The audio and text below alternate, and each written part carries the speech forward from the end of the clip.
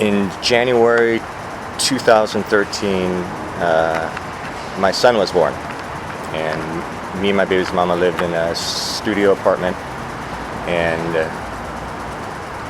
a few months after that we got in a dispute, and she didn't want to live with me anymore, and so it was maybe 8 months afterwards that they moved down to Oregon with her mother, and I was working at a restaurant and living at this studio apartment, really mad at myself, wondering what I can do.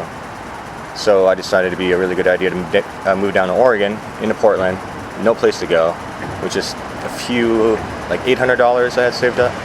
And so I left my place, a majority of my stuff, left my job that summer, and then went down to Oregon with all my stuff, hoping that I'd be able to find a job and someplace to stay.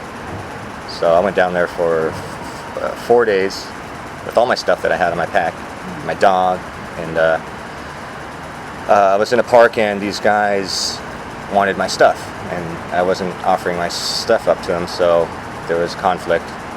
One was wounded, and so with the $800, I went into the hotel, for safety, and worried that I was going to get, arrested or something for them trying to jack my stuff, but I got it still. I didn't lose any of it.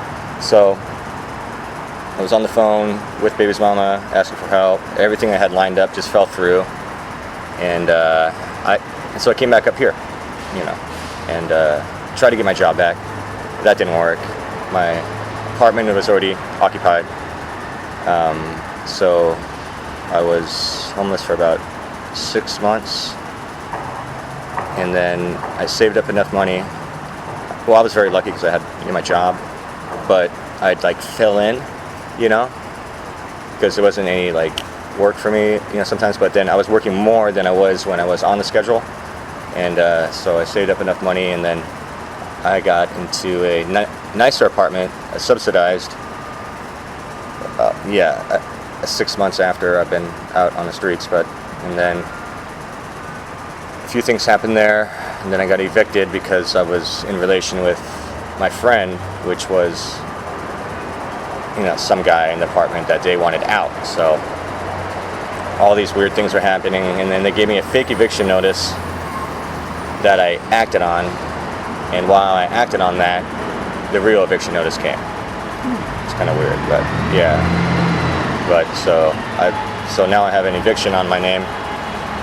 My family's not here still with me, but I still go visit, and they visit me. But yeah, that's about it. It's pretty much really bad decisions. It was unplanned. Could have made things happen if it was more thought out. But so you work hard to make all these friends in the city and at work and in relationships and build. But when you're homeless, no one opened up their door for you. No one let me in, invited me over to their house.